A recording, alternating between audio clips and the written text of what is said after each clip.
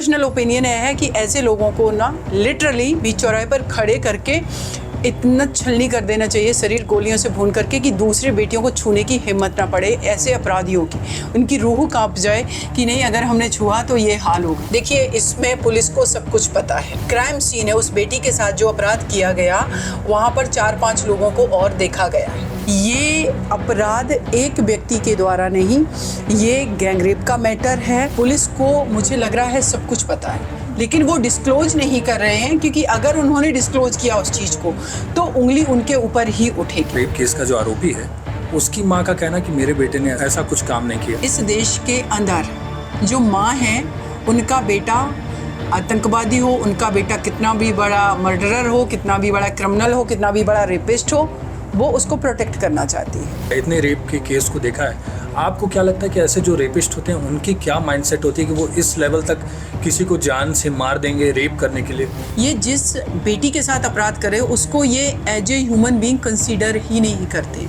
चाहे वो निर्भया केस की बात करें, जिस तरीके से उनके साथ क्रूअलिटी की गई, तो वो एक एनिमल वाली जो है, जानवर वाली जो मानसिकता है, वो मानसिकता उनके दिमाग में रहती है। वो फ्रेंड से कुछ भी दिखें, सोसाइटी के बीच में घूम रहे, लेकिन वो जानवर वाली मानसिकता लिए घूम रहे हैं। बाकी डेथ पेनल्टी भी है, लाइफ इम्प्रिजनमेंट है। एक केस में जब एक अपराधी को पकड़ा जाता है, वो उस केस का ट्रायल जो है 5 साल 10 साल चल रहा है, तो वो अपराधी तब तक छूट करके बाहर आ जाता है, बेल पर आ जाता है। बेल पर आकर के वो क्राइम कर रहा है अगेन। नहीं है सरकार का डर, सरकार उनका कुछ नहीं बिगाड़ सकती है। एक्शन नहीं, फीमेल को रिएक्ट करना चाहिए इमीडिएटली। कोलकाता में ट्रेनी इंटर्न डॉक्टर की रेप केस के बाद पूरे देश भर में डॉक्टरों का प्रदर्शन जारी है। हर कोई न्याय की मांग कर रहा है। आज हमारे साथ सीमा समृद्धि हैं, निर्भया को न्याय दिलाने वाली वकील। अब आइए उनसे जानते हैं कि ये पूरा केस क्या है और क्या जो आरोपी है उसको फांसी की सज़ा दी जा पाएगी। देखिए, जो आपने बताया कि क्या जो आरोपी है उसको फांसी की सज़ा दी जा सकती है इस केस में, मैंने वेस्ट बंगाल की जो चीफ मिनिस्टर हैं ममता बनर्जी जी, उनका स्टेटमेंट सुना। उनका ये कहना था कि इस केस में हम डेथ पेनल्टी दिलवाएंगे। लेकिन उनसे मेरा एक पहला सवाल है कि पहले आप इन्वेस्टिगेशन तो सही करवा लीजिए, क्योंकि जिस तरीके से पोस्टमार्टम रिपोर्ट में जो क्रूअलिटी की गई है उस बेटी के साथ, वो इंडिकेट कर रही है कि ये अपराध एक व्यक्ति के द्वारा नहीं, ये गैंगरेप का मैटर है। ये कई एक लोग इसमें इन्वॉल्व हैं, और वो लोग कहाँ हैं? अरेस्टिंग तो अभी एक ही व्यक्ति की हुई है, तो डेथ पेनल्टी से तो बाद में अवॉर्डेड होगा, वो तो कोर्ट प्रोसीजर है, वो कोर्ट का ट्रायल का मैटर है। इन्वेस्टिगेशन अगर सही से नहीं हो पाएगी, फेयर नहीं हो पाएगी, तो फिर कैसे पॉसिबल है कि डेथ पेनल्टी तो दूर की बात, आप उसका कन्विक्शन भी करा पाएंगे। लेकिन मैं शुक्रगुजार हूँ जुडिशरी के कि आज हमारे कोर्ट ने डायरेक्शन दिया है वेस्ट बंगाल सरकार को कि इसमें सीबीआई की जाँच हो। तो अब मुझे उम्मीद लग रही है कि शायद सीबीआई की जब जांच होगी तो सारी चीज़ें जो सही एक्चुअल में जो क्राइम जिन लोगों ने किया है, जो एक्चुअल कल्प्रिट है, उनके नाम भी सामने आएंगे। तो अभी तक तो मुझे यही समझ में आ रहा है। जी मैम, मेरा सवाल ये है कि उस आरोपी ने सीधे एक्सेप्ट कर लिया कि हाँ मैंने रेप किया है, मुझे आप फांसी की सज़ा दे दो, तो क्या इसमें फिर डिले क्यों हो रहा है? और इसमें कहाँ से एंगल आ रहा है कि इतने ये हो सकता है गैंग रेप का? देखिए, इसमें पुलिस को सब कुछ पता है। मैंने पुलिस के स्टेटमेंट सुने जिस दिन से ये क्राइम हुआ, उसके बाद से पुलिस इसमें कभी भी कुछ भी क्लियर कट नहीं बता रही है। वो नहीं बता रही है। इवन कि अभी पता चला है कुछ टाइम पहले कि इसमें जो सीसीटीवी फुटेज अदर लिए गए, अदर जो सेमिनार हॉल में कैमराज लगे हुए थे जहाँ पर ये क्राइम सीन है, उस बेटी के साथ जो अपराध किया गया, वहाँ पर 4-5 लोगों को और देखा गया है। तो पुलिस अभी तक कहाँ थी? अदरवाइज क्या होता है कि कुछ ऐसे कभी मैटर हो जाते हैं, पॉलिटिकल अगर मैटर होते हैं जो बेटियों के अगेंस्ट क्राइम वाले नहीं है, उसमें तो एक से ज़्यादा आप तमाम लोगों को जो सस्पेक्टेड होते हैं उनको आप उठा लेते हैं। क्या इस बेटी के जीवन की, उसके लाइफ की इतनी कीमत नहीं है, उसकी डिग्निटी की, कि एक बेटी के साथ इतना हीनियस क्राइम हो गया और आप अभी उन सस्पेक्टेड को, जिनका 5-6 दिन हो गया, उसके बावजूद भी उन सस्पेक्टेड लोगों को भी नहीं आपने सीसीटीवी कैमराज देख करके उठाया? तो ये तो एक बहुत बड़ा क्वेश्चन मार्क है वेस्ट बंगाल पुलिस पर। तो अभी जब इन्वेस्टिगेशन का डायरेक्शन है सीबीआई का, तो उम्मीद है कि सही इन्वेस्टिगेशन होगा। दूसरी एक और चीज मैंने नोटिस करा कि निर्भया के साथ जब अपराध हुआ था देश की राजधानी दिल्ली में, वो 16 दिसंबर 2012 की बात है, और जैसे ही पता चला दूसरा दिन, तो पूरा देश एकदम से उबल गया कि नहीं, इस बेटी के जस्टिस के लिए फाइट करेंगे। पार्लियामेंट से लेकर के राष्ट्रपति भवन तक, इवन की भारत के हर कोने कोने में प्रोटेस्ट हो रहे थे। हर जाति धर्म वर्ग का, हर प्रोफेशन का व्यक्ति प्रोटेस्ट कर रहा था। आज यहाँ हम देख रहे हैं कि एक डॉक्टर बेटी थी, तो आम पीपल क्यों नहीं है, सिर्फ डॉक्टर्स ही क्यों प्रोटेस्ट कर रहे हैं? और वर्क प्लेस पर ये क्राइम हुआ है, जिनको हम बेटियों की सुरक्षा में लगा रहे हैं। उस रेजिडेंट जो डॉक्टर थी, वो आप सोचिए कि वहाँ पर जो व्यक्ति है जिसको अक्यूज को पकड़ा गया है, अरेस्ट किया गया है, वो एक सिविक पुलिस है वहाँ पर, जो मेन पुलिस को कोऑपरेट करती है, उसके संरक्षण के लिए रखा गया है, बेटियों की सेफ्टी सिक्योरिटी के लिए। वो व्यक्ति ही क्राइम कर रहा है।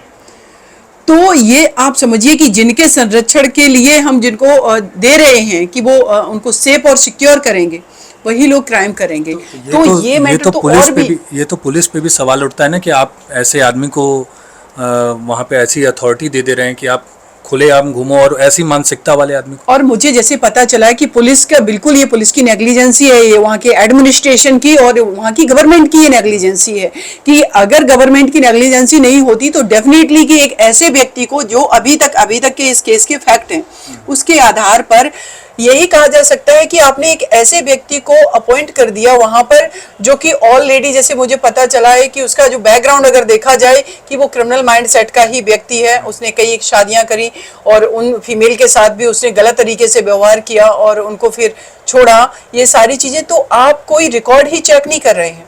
तो बिना रिकॉर्ड चेक किए कि जिसको हम सेफ्टी सिक्योरिटी के लिए लगा रहे हैं वो व्यक्ति का कंडक्ट क्या है, तो ये किसकी रिस्पॉन्सिबिलिटी है? तो इसमें तो मुझे लगता है कि ये जिस एरिया में, जिस थाने के अंतर्गत आता है, वहाँ पर तो सस्पेंड किया जाना चाहिए था। और इसके लिए जो डॉक्टर्स वहाँ प्रोटेस्ट करें कि सबसे पहले तो माफ़ी मांगे इस चीज़ के लिए कि आपकी नेग्लिजेंसी की वजह से एक बेटी के साथ इतना हीनियस क्राइम हो गया, क्योंकि आपने एक गलत व्यक्ति को अपॉइंट किया, पहली बात। दूसरी कि जिस तरीके से पोस्टमार्टम रिपोर्ट में इंजरीज हैं, उससे ये लगता है कि ये गैंगरेप का मैटर है। तो जब ये गैंगरेप का मैटर है तो अभी तक पुलिस कर क्या रही है? अदर एक्यूज्ड जो हैं उनको क्यों नहीं अरेस्ट किया है? तो ये भी एक बहुत बड़ा सवाल है। तीसरा इंपॉर्टेंट चीज इसमें जो आ रही है कि वहाँ की पुलिस को मुझे लग रहा है सब कुछ पता है, लेकिन वो डिस्क्लोज नहीं कर रहे हैं, क्योंकि अगर उन्होंने डिस्क्लोज किया उस चीज को तो उंगली उनके ऊपर ही उठेगी। तो ये बहुत बड़ी बात है कि कभी कभी जब भी कोई ऐसे क्राइम होते हैं तो पुलिस खुद दबाने की कोशिश करती है कि जनता का गुस्सा ना फूटे, लेकिन आज भी जरूरत है पूरे देश को यूनाइट होने की, क्योंकि हर घर की बेटी, एक तरफ हम बेटियों को एम्पावर्ड करने की बात करें तो हर घर की बेटी काम करना चाहती है, बाहर निकलना चाहती है। उसको हमें सिर्फ एम्पावर्ड फिनेंशियली नहीं करना है, उसकी जान को भी बचाना है, उसको ऐसे अपराधियों से भी बचाना है जो इतना हीनियस क्राइम कर रहे हैं। तो ये कलेक्टिवली सबकी रिस्पॉन्सिबिलिटी है। लेकिन सिर्फ ये कह देना कि ये तो पल्ला झाड़ने जैसा हो गया है। और वेस्ट बंगाल में आए दिन मैं सुनती रहती हूँ, मेरे पास उससे पहले भी एक, जब निर्भया के साथ हुआ उसके बाद भी एक बेटी के साथ गैंगरेप का केस हुआ था। अभी जब इलेक्शन का टाइम था उससे पहले भी एक वो टीएमसी के कोई नेता थे जो मुस्लिम कम्युनिटी से आते थे, उन्होंने रेप करा था। वो मैटर भी काफ़ी मीडिया में आया, सारी चीज़ें वो। तो आए दिन ऐसा होता जा रहा है और आप एक पल्ला झाड़ ले रहे हैं कि हम इनको डेथ पेनल्टी कराएंगे। क्या देश के लोग बेवकूफ़ हैं कि डेथ पेनल्टी कह देना, और ये निर्भया केस में मैंने फील किया, और डेथ पेनल्टी से अवॉर्डेड करा के उसको एग्जीक्यूट करा देना इस देश के अंदर आसमान के तारे तोड़ने के बराबर है। और वो हम सभी ने देखा कि निर्भया केस में 7 साल 3 महीने लग गए थे। इस देश में पहली बार ऐसा हुआ था कि 4 लोगों को एक बार फांसी की सजा एक केस में दी गई है, उससे पहले कभी नहीं हुआ। वो इतना आसान नहीं था। हम अपराधियों से लड़ते लड़ते हमें सिस्टम से लड़ना पड़ा था। और इस बिटिया के साथ जो अपराध हुआ है, इसमें भी उन अपराधियों को तो पहले हमें सिस्टम सही से खोज के दे दे कि actual culprit, number of culprit एक नहीं, एक से ज्यादा है। जब वो देंगे तब तो सही मायने में उस बेटी के साथ जस्टिस होगा। अदरवाइज जिसको आपने ढूंढ करके दे दिया उसने कन्फेस भी कर लिया पुलिस के सामने। अब पुलिस की कन्फेशन की जो अकाउंटेबिलिटी जो कहेंगे उसकी एक रिस्पॉन्सिबिलिटी अकाउंटेबिलिटी वो उसकी नहीं है उतनी कि जो कल्प्रेट पुलिस के सामने हो सकता है डर की वजह से एक्सेप्ट कर लिया। एक्चुअल में इसमें कोई और भी एंगल हो, एक्चुअल में किसी और को भी बचाया जा रहा हो इसलिए इसको भी आगे कर दिया गया हो, ये चीज़ें भी हो सकती हैं। तो इसीलिए सीबीआई जांच जरूरी थी। अब देखते हैं, हम इंतजार कर रहे हैं इस चीज़ का कि और इसमें सीबीआई का जो एंगल आया है इसमें सीबीआई इन्वेस्टिगेट करेगी तो डेफिनेटली उस बेटी को जस्टिस मिलेगा। आपने एक बेटी को न्याय दिलाया, निर्भया, उनकी माँ के साथ भी आप बहुत दिन रही। यहाँ एक कोलकाता रेप केस का जो आरोपी है उसकी माँ का कहना कि मेरे बेटे ने ऐसा कुछ काम नहीं किया, उसके ऊपर आरोप लग रहे हैं, उसे दबाव के अंदर वो किया जा रहा है। तो क्या अगर ये आरोपी जो एक्सेप्ट कर ले रहा है डायरेक्ट कि मैंने रेप किया है, तो क्या लग रहा है कि माँ क्या सोच रही है? देखिए उत्कर्ष जी, अगर हम इस पर डिटेल बात करें सोसाइटी के स्ट्रक्चर की, तो इस देश के अंदर जो माँ है उनका बेटा आतंकवादी हो, उनका बेटा कितना भी बड़ा मर्डरर हो, कितना भी बड़ा क्रिमिनल हो, कितना भी बड़ा रेपिस्ट हो, वो उसको प्रोटेक्ट करना चाहती है। ये माइंडसेट है। तो उसकी माँ की बातों पर वो उनकी माँ कह रही कि मेरा बेटा तो इसमें नहीं है, तो भाई फिर कैसे, जो अभी पुलिस की भी एक इन्वेस्टिगेशन आई है कि ब्लूटूथ से कनेक्ट हो गए, उसके वहाँ पर वो पाए गए हैं, तो ये तो कंफर्म है कि वो वहाँ मौजूद था और वो उस जगह पर मौजूद है जहाँ पर डेड बॉडी है उस बिटिया की। तो इसको हम बाहर तो नहीं कर सकते, माँ की बात पे नहीं जा सकते। अब दूसरा अगर एंगल की बात करें कि जो ये लड़ाई है बेटियों को सेफ्टी, उनकी सिक्योरिटी की लड़ाई है, ये घर के अंदर भी माओ को भी लड़नी पड़ेगी। अगर उनके बेटे कल्प्रेट हैं तो उन माओ को आगे आकर के अपने बेटों को ना पुलिस को देना पड़ेगा कि ये एक देश की बेटी के स्वाभिमान, सम्मान, उसके जीवन की, उसके सेफ्टी सिक्योरिटी की लड़ाई है। तो ऐसे अपराधी कहीं पर भी हों, किसी के घर में भी हों, उनको फ्रंट पर जिस दिन कर दिया माओ ने, बहनों ने, तो मुझे लगता है कि आधी लड़ाई तो हम ऐसे ही जीत जाएंगे, लेकिन उनको प्रोटेक्ट करने आ जाते हैं। और मैंने बहुत सारे केसेस में ये नोटिस किया है, चाहे पॉलिटिकल मैटर हो, एक दो हुए। अगर हम बात करें उत्तर प्रदेश में एक सेंगर जो थे, उनका केस था, उसमें उनकी वाइफ आकर के प्रेस कॉन्फ्रेंस कर रही, मेरे पति ने ये नहीं किया। अब इसके पीछे कारण ये भी, अगर और हम बैकग्राउंड में जाएंगे, कि उस घर को मेंटेन करने वाला बेटा है। अब वो बेटा क्रिमिनल है, पति क्रिमिनल है, उससे हमें लेना देना ही नहीं है। वो एक हमारी कॉमन जो लड़ाई है इस जेंडर को उसके प्रति सेंसिटिव बनाने की, उसको प्रोटेक्ट करने की, वो उनके लिए गॉड है, उससे कोई मतलब नहीं है। उनको मतलब है कि अगर ये व्यक्ति जेल चला गया, चाहे वो कितना भी बड़ा अपराधी है, तो मेरा क्या होगा। तो एक तरफ उनको भी हमें इतना एम्पावर्ड और इतना हमें लॉजिकल बनाना है कि वो दूसरे घर की बेटी के सेफ्टी सिक्योरिटी के बारे में सोच पाए, ना कि अपने घर के बेटे को प्रोटेक्ट करने के बारे में। तो ये चीज़ें भी ज़रूरी हैं और ग्रास रूट लेवल पे काम करने की ज़रूरत है। मैं एक चीज़ पढ़ रहा था, पोस्टमार्टम रिपोर्ट आपने भी पढ़ा होगा, मैंने भी पढ़ा, जो चीज़ें उसमें मेंशन की गई कि आँखों से खून निकल रहा है, मुंह से, प्राइवेट पार्ट से, गले की जो हड्डी है एडम्स एप्पल और ये सब टूट चुकी हैं। तो ये मैं एक वो, आपने इतने केस को देखा है, इतने रेप के केस को देखा है, आपको क्या लगता है कि ऐसे जो रेपिस्ट होते हैं उनकी क्या माइंडसेट होती है कि वो इस लेवल तक किसी को जान से मार देंगे रेप करने के लिए?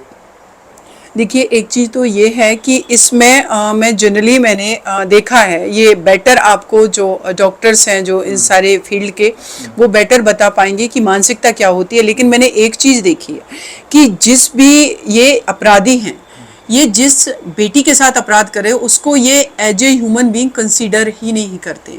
चाहे वो निर्भया केस की बात करें, जिस तरीके से उनके साथ क्रूअलिटी की गई, तो वो एक एनिमल वाली जो है, जानवर वाली जो मानसिकता है, वो मानसिकता उनके दिमाग में रहती है।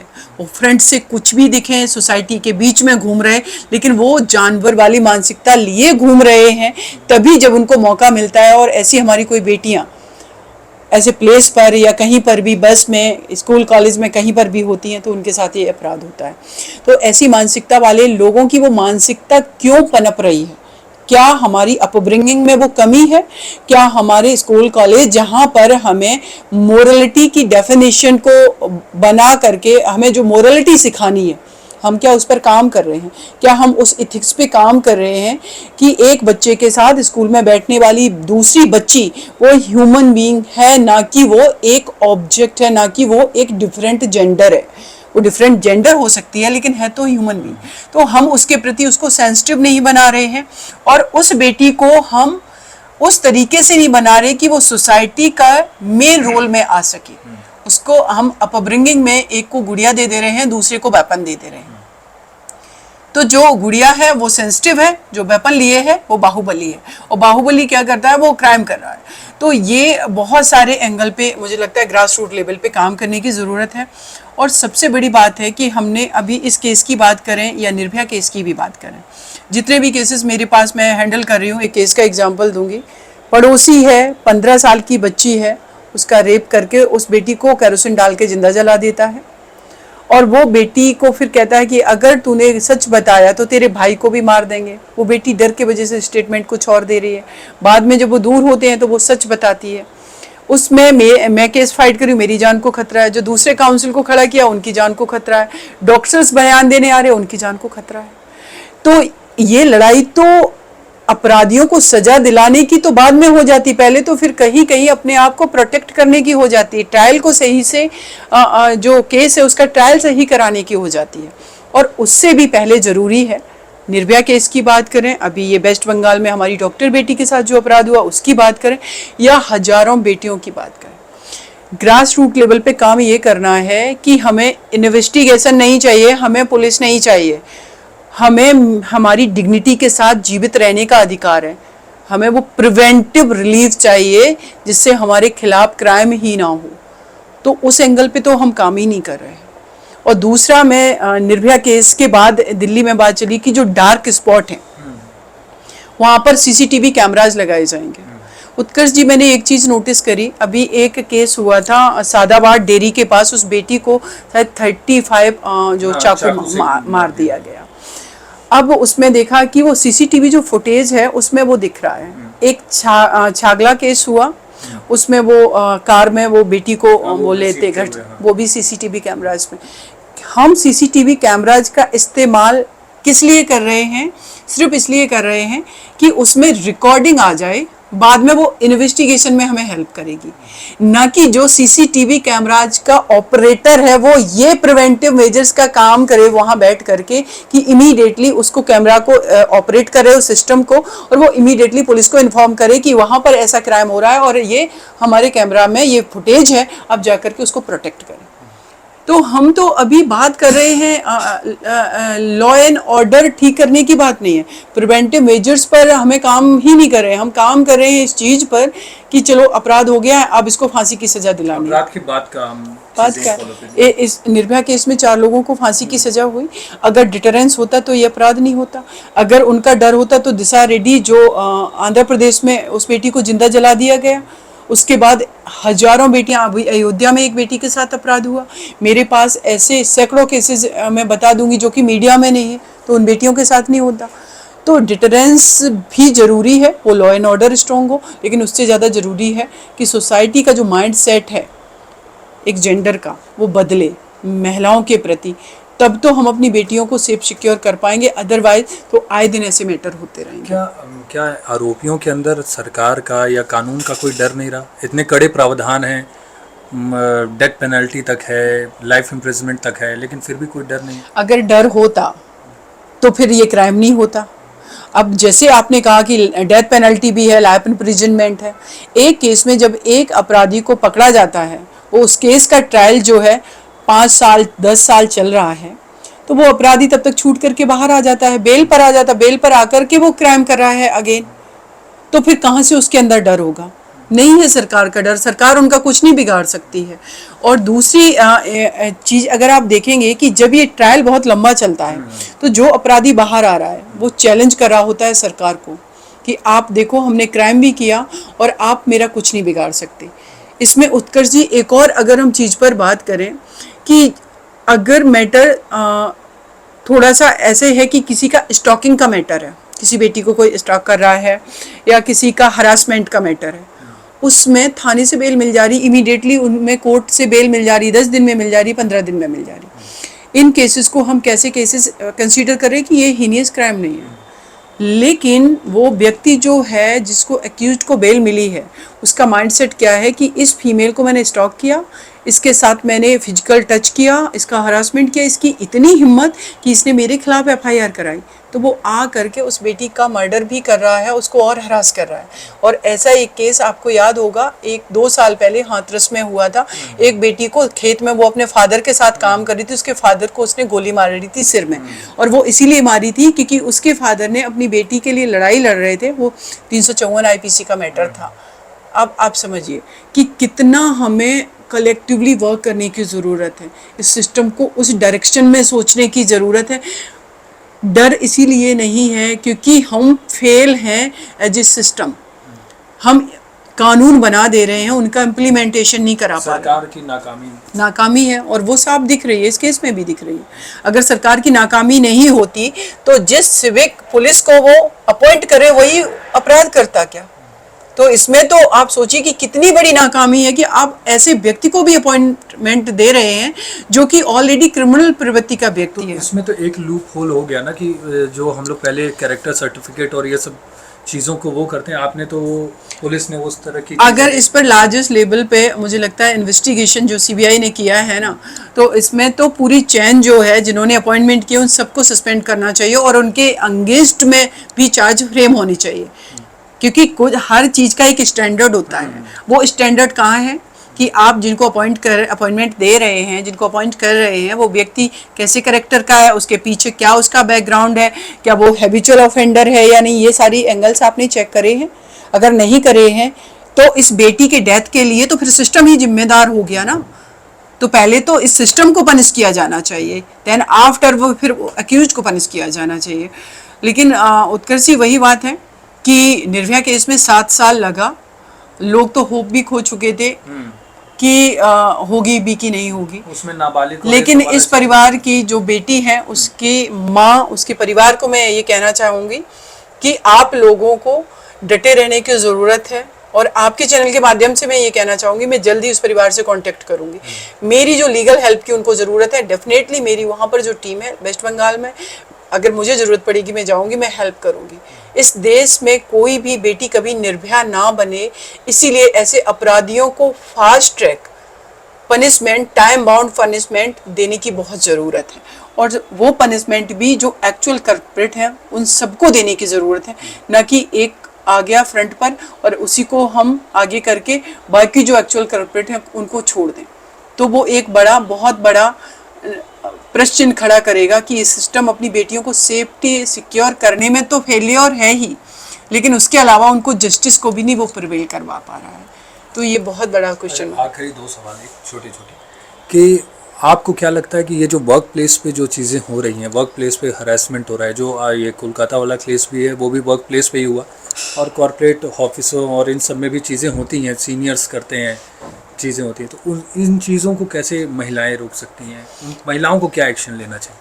देखिए, एक्शन तो सबसे मुझे लगता है, जो मैं अभी तक अपने को समझ पाई हूँ सारी सिचुएशन, एक्शन नहीं, फीमेल को रिएक्ट करना चाहिए इमीडिएटली।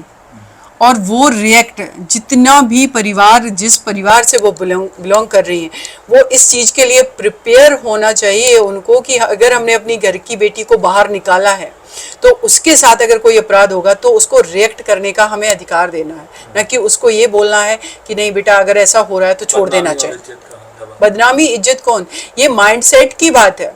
वो व्यक्ति कैसे बदनाम हो सकता है जो विक्टिम है, जो सोसाइटी में कंट्रीब्यूट कर रहा है, जो एक हेल्दी सोसाइटी का पार्ट है फीमेल, और उसके साथ अपराध हो रहा है। तो जो अपराधी है वो इस सोसाइटी के लिए एक इविल का काम कर रहा है, तो हमें उसके खिलाफ अगर खड़ा होना है तो ये मानसिकता सिर्फ फीमेल की नहीं, ये पुरुषों की भी होनी चाहिए। और मुझे ये बहुत खुशी की बात है कि बहुत सारे मेल हैं, मैं देखती हूँ, चाहे वो निर्भया केस की भी बात करें या अभी इस बिटिया के जो डॉक्टर के साथ अपराध हुआ उसकी भी बात करें, हमारे मेल जो है पर्सन आकर के फ्रंट पर उनकी लड़ाई लड़ रही।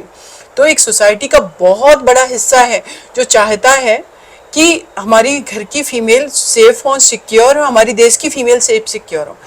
लेकिन हमें उनको आइडेंटिफाई तो करना होगा जो ऐसे माइंडसेट के लोग बैठे हो, चाहे वो कॉरपोरेट सेक्टर में हो, चाहे वो किसी भी प्लेस पर हो।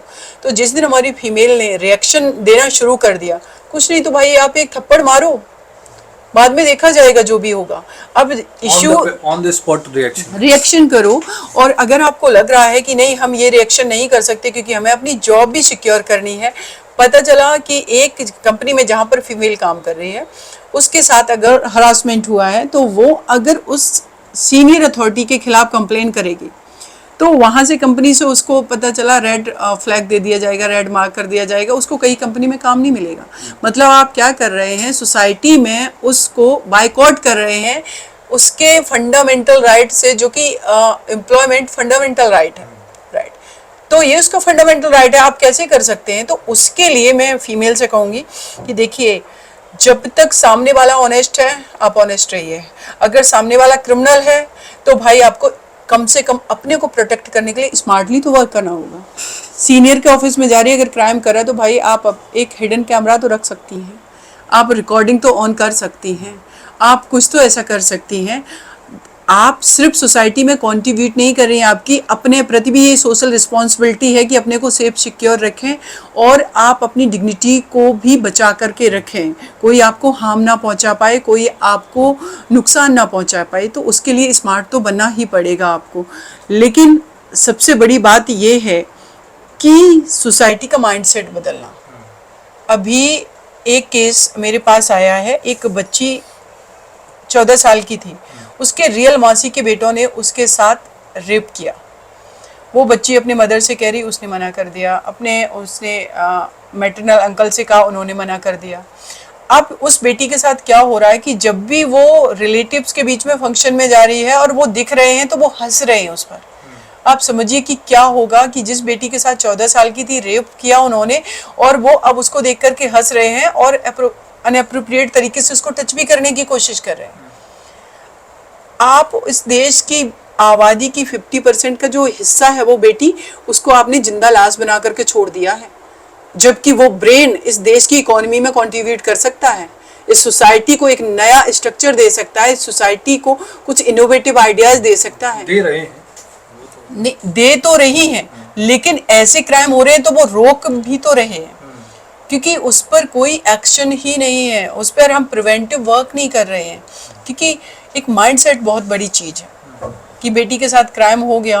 निर्भया की मदर को मैं कहूँगी, मैं सैल्यूट करती हूँ कि उन्होंने अपनी बेटी का नाम डिस्क्लोज किया कि मेरी बेटी की क्या गलती थी।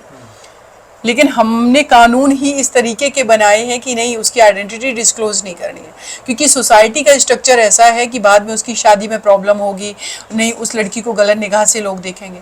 तो ये सोसाइटी के कौन लोग हैं और वो क्यों देखेंगे, ये बहुत बड़ा सवाल है। क्यों देखेंगे? वो इसलिए देखेंगे क्योंकि हमने एज ए सिटीजन हमने उनको अलाउ कर रखा है कि ये बेटी के साथ ये क्राइम हुआ तो ये विक्टिम है। वो विक्टिम नहीं है, वो विक्टिम के साथ साथ वो सर्वाइवर है, और वो सर्वाइव करके अपनी लड़ाई लड़ रही है।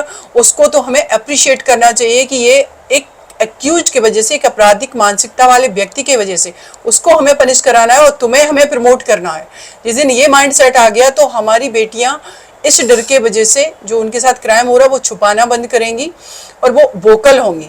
फर्स्ट स्टेज पर ही अगर हम फैमिली में जिन बच्चों के साथ अब्यूज हो रहा है वो बोल पाएंगे, वो बात कर पाएंगे। अगर स्कूल कॉलेज में हो रहा है तो वो बोल पाएंगे, तो जो हीनियस क्राइम होने से हम रोक पाएंगे। तो इन सब पर वर्क करने की उत्कर्ष बहुत ज़रूरत है। छोटा सवाल कि आप एक महिला हैं, महिला के तौर पे आपको क्या लगता है कि इन आरोपियों की तरफ क्या कठोर से कठोर सज़ा इनको मिलनी चाहिए? एक फांसी तो हो गई कि उसके बाद तो आपको आप सज़ा नहीं दे सकते, लेकिन ऐसे सरकार को ऐसे क्या नियम बना दे जिनसे इनकी रूह कांप जाए और ये ऐसे अपराध करने से डरें?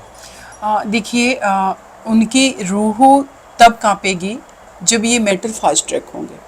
डेथ पेनल्टी, मरने से सबको डर लगता है, ये भी रियलिटी है, लेकिन वो उनको पता ही नहीं है कि ये सिस्टम ऐसा है कि 7 साल बाद, 8 साल बाद, 10 साल बाद, तो वो कॉन्फिडेंस में है। उतना तो हमने उनको जीवन दे दिया, उस बेटी को हम क्या दे रहे हैं जिसके साथ अपराध हुआ। तो ये फास्ट ट्रैक होना बहुत ज़रूरी है। अगर फास्ट ट्रैक नहीं होगा तो वो उनके अंदर वो डिटरेंस तो तब आएगा कि इस व्यक्ति के अंदर अभी कितना दिन हुआ है, डेज हुए हैं और हफ्ता भर हो गया, क्या हम 1 महीने में 2 महीने में जब उस व्यक्ति को पता होगा, जब उन अपराधियों को कि इन्वेस्टिगेशन सही डायरेक्शन में हो गया, हमें 2 महीने में भी फांसी हो सकती, आप देखिए कितना डिटरेंस पैदा होगा और इस तरीके के क्राइम और रुकेंगे। जो उत्तर प्रदेश, आपकी राय मैं जानना चाहूँगा, जो उत्तर प्रदेश में हो रहा है, पुलिस एनकाउंटर कर दे रही है, वो उसमें अगर ज़रूरत है, देखिए पुलिस एनकाउंटर का जो चीज़ है वो ये नहीं है कि गवर्नमेंट का इंटेंशन है कि हम ट्रायल नहीं चला करके उनका एनकाउंटर करेंगे। गवर्नमेंट का ये है कि जो अपराधी है उसको पकड़ेंगे, और अगर वो कोऑपरेट नहीं कर रहा, वो भाग जा रहा है और हम पर ही अटैक कर दे रहा है, तो भाई एनकाउंटर ऑप्शन है। तो एनकाउंटर वो इलीगल नहीं है, वो तो लीगली हम कर रहे हैं ना। जब हम अपना इन्वेस्टिगेशन कर रहे हैं, उसमें वो अपराधी कोऑपरेट ना करके उल्टा पुलिस पर ही अटैक कर रहा है। और मेरा जो अगर पर्सनल ओपिनियन कहें, यही मैं जानना चाह रहा मेरी पर्सनल ओपिनियन है कि ऐसे लोगों को ना लिटरली बीच चौराहे पर खड़े करके इतना छलनी कर देना चाहिए, शरीर गोलियों से भून करके, कि दूसरे बेटियों को छूने की हिम्मत ना पड़े ऐसे अपराधियों की, उनकी रूह कांप जाए कि नहीं अगर हमने छुआ तो ये हाल होगा। हालांकि इसको फिर बहुत लोग ऐसे लेंगे तालिबानी फरमान है ये वो, तो क्या वो तालिबानी मानसिकता नहीं है जो इस बेटी को इतना ब्रुटल तरीके से क्राइम कर रहा है। हम ये कभी स्टेटमेंट नहीं देंगे कि इस तरीके से करना चाहिए। पहले हमारी देश की हर बेटी को आप सेफ सिक्योर तो कर दो, तो हम इस तरीके से बोलना, जो हमारे उसके प्रति इमोशंस हैं, जो अंदर से हम बेटियां फील कर रहे हैं कि इस कंट्री का इक्वल हिस्सा हम भी हैं, हम कंस्ट्रक्टिव काम कर रहे हैं, देश को बना रहे हैं, परिवार को बना रहे हैं, सोसाइटी को बना रहे हैं। हम परमाणु बम नहीं बना रहे, हम बॉर्डर नहीं बना रहे, हम हथियार नहीं बना रहे, हम कंस्ट्रक्टिव काम कर रहे हैं, और आप हम ही को मार रहे हो, हमारी डिग्निटी को हार्म कर रहे हो। तो ये लड़ाई तो बहुत बड़ी है, लेकिन ये लड़ाई किसी जेंडर के खिलाफ नहीं है, मेल के खिलाफ नहीं है। लड़ाई इस सोसाइटी की उस इविल, उस बुराई के खिलाफ है जो क्राइम कर रही है, जो बेटियों को उनको as a gender, as a इंसान ही ट्रीट नहीं कर रहे। तो उसके लिए तो कलेक्टिवली सबको लड़ना पड़ेगा। और आज तक मुझे लग रहा है मेरे देश के अंदर कभी भी कोरोना के टाइम में आपने देखा एक रिंगटोन चला था, कैसे हाथ धोएं और ये सारी चीज़ें, जो भी अपना मोबाइल फ़ोन लगा रहा था, सारी चीज़ें। क्या हमने कभी अपनी देश की बेटियों के लिए ऐसा कोई पायलट प्रोजेक्ट चलाया है कि आपकी बेटी, आपकी सोशल रिस्पॉन्सिबिलिटी है, अगर वो किसी और के घर की बेटी भी है, वो कहीं पर भी है, स्कूल में, उसको प्रोटेक्ट करना ये हमारी फंडामेंटल ड्यूटी है। कौन सा एक सिंगल प्रोजेक्ट नहीं है। ठीक है, कुछ चली हैं गवर्नमेंट की योजनाएं, वो 12 साल तक की बच्ची है, कोई बच्ची बर्थ उसका हुआ है तो उसको हम कुछ पैसे दें, ये बहुत सारी ऐसी चली हैं। लेकिन मैं एक पायलट प्रोजेक्ट की बात करें जहाँ पर इन अपराधों के लिए, जहाँ आप एक पैरेलल क्यों नहीं कोर्ट खड़ी कर देते हैं जहाँ पर ट्रायल जो है फीमेल से रिलेटेड केसेस का ही हो। आप एक फीमेल क्यों नहीं ऐसा ट्रायल से लेकर के आप सुप्रीम कोर्ट के लेवल तक एक खड़ी क्यों नहीं, एक पैरेलल कोर्ट खड़ी हो सकती है जहाँ पर कि जो विमेन के अगेंस्ट क्राइम है, उस क्राइम में with in 2 months, with in 3 months fast track court case हो करके उनका कन्विक्शन होगा, तो डर पैदा होगा। क्योंकि फीमेल के अगेंस्ट तो क्राइम किसी भी जगह हो रहा है, घर के अंदर हस्बैंड के द्वारा उसको अब्यूज किया जा रहा है उसके अपने बेड पर। आप सोचिए कितना मैटर है कि जिस हमारे पास अभी एक केस मैं कर रही हूँ 304B का डॉरी डेथ का केस है, उस बेटी के ससुराल वालों ने सिर्फ 51,000 रुपीज़ कन्याधन का उसके मायके वालों से लेने के लिए उस बेटी को शादी के 4 महीने के बाद ही मार दिया। और उसके बाद उस बेटी को मार दिया। फिर वो अभी तक मुझे लग रहा है जो डिफेंस काउंसिल है उसको 20 लाख रुपए दे चुके होंगे। तो डॉरी डेथ में आप देखेंगे कि जो बेटी अपना एक परिवार छोड़ करके दूसरे परिवार में जा रही है, एक नए लोगों के बीच जा रही है, और वहाँ पर वो किस कमिटमेंट के साथ जा रही है कि इसमें हमें अपनी लाइफ का रिमेनिंग पार्ट इसी घर में बिताना है, वहाँ पर उसके साथ क्या हो रहा है। तो कभी कभी जो जस्टिस हमारे एक्स जस्टिस काटजू जी ने जो कहा था कि डॉरी डेथ के मैटर में डेथ जो 302 है IPC उस टाइम ज़रूर लगना चाहिए, क्योंकि वो तो और भी हीनियस हो गया। जहाँ हमारा एक ट्रस्ट था कि हमें सेफ सिक्योर करेंगे, वही हमें मार दे रहे हैं। बाहर तो हम घर की 4 दीवारी के बाहर अपने आप को प्रोटेक्ट कर लेंगे, लेकिन 4 दीवारी में जो हमें सोशल और मेंटल फिजिकल सिक्योरिटी देने का वादा करके हमें लेकर के आए, वही हमें मार रहे हैं। तो ये मानसिकता उत्कर्ष जी बदलने की बहुत ज़रूरत है। जितना हम अपनी फीमेल को एम्पावर्ड कर रहे हैं उतना ही मेल के अंदर उन फीमेल के एम्पावर्डनेस को एक्सेप्टेंस आना, डेवलप करना बहुत ज़रूरी है। नहीं तो बहुत ही मुश्किल का ये दौर है। और इसमें इवन कि सुप्रीम कोर्ट ऑफ इंडिया का इवन क्रिटिसाइज करने का मुझे नहीं है, लेकिन मैं अपना एक पॉइंट ऑफ व्यू रख रही हूँ कि मैरिटल रेप जो है उसको रेप कंसीडर नहीं किया गया। अभी वो matter high court supreme court में है और जल्दी ही उस पर हियरिंग शुरू होने वाली है और मुझे लगता है विद इन 1 और 2 मंथ्स में आएगा। क्योंकि मैरिटल रेप को आप रेप नहीं कंसीडर करोगे, क्योंकि आप एक व्यक्ति को ये अधिकार दे दिया है कि वो किसी भी हद तक आपके साथ क्रूरलिटी कर रहा है घर में, तो वो डिवोर्स का तो ग्राउंड हो सकता है, वो क्रूरलिटी का ग्राउंड हो सकता है, लेकिन वो मैरिटल रेप नहीं है। और दूसरी तरफ हमारे जो पीनल कोड है वो कहता है कि विदाउट कंसेंट, लेकिन एक व्यक्ति को हमने शादी के बंधन में बंध के वो परमानेंट कंसेंट दे दिए कि वो कितना भी क्रूरलिटी करेगा, मेरी डिग्निटी के साथ कितना भी छेड़खानी करेगा, फिर उसका जो इंडिविजुअल फंडामेंटल राइट है एज ए ह्यूमन बीइंग, उसका तो वायलेशन हो रहा है। फिर आर्टिकल 21 कॉन्स्टिट्यूशन ऑफ इंडिया का क्या मतलब रह गया कि आप इंडिविजुअल के राइट को प्रोटेक्ट कर रहे हैं। होपफुली मुझे लगता है कि सुप्रीम कोर्ट ऑफ इंडिया का जब जजमेंट आएगा तो वहाँ पर ये चीज़ होगी कि अगर इंडिविजुअल किसी के राइट को प्रोटेक्ट किया जाएगा तो मैरिटल रेप को भी रेप कंसीडर किया जाएगा। हाँ, एक चीज़ है कि कोई इसका मिसयूज ना करे, इसलिए आप भाई अपनी इन्वेस्टिगेशन जो एजेंसियां हैं उनको इतना ट्रांसपेरेंट, इतना टेक्निकल, इतना इंटेलिजेंट पर्सन्स को अपॉइंट कीजिए ना कि वो दूध का दूध और पानी का पानी कर दें। तो उनके अब आप ये होगा कि कोई फॉल्स केस कर रहा है तो उसके लिए आप पनिशमेंट का करिए, आप प्रावधान करिए, आपके पास है अथॉरिटी।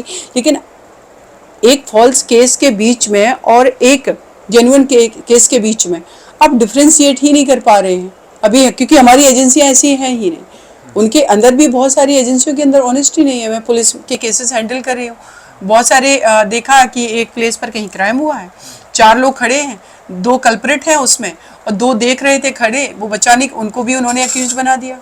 अब वो क्या करेंगे, उनसे पैसे लेने की कोशिश करेंगे, फिर कहेंगे तुम इतना करो, तुम्हारा नाम हटा देंगे चार्जशीट से। ये रियलिटी है। तो रियलिस्टिक ग्राउंड पर काम करने की भी हमें बहुत ज़रूरत है।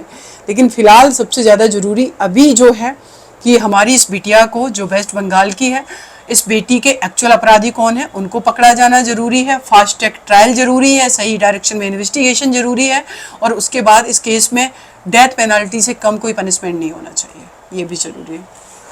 तो ये थी हमारे साथ सीमा समृद्धि जी, निर्भया को न्याय दिलाने वाली, और अब देश में एक और निर्भया न्याय मांग रही है। पूरे देश के डॉक्टर रोड पे उतरे हुए हैं न्याय के लिए।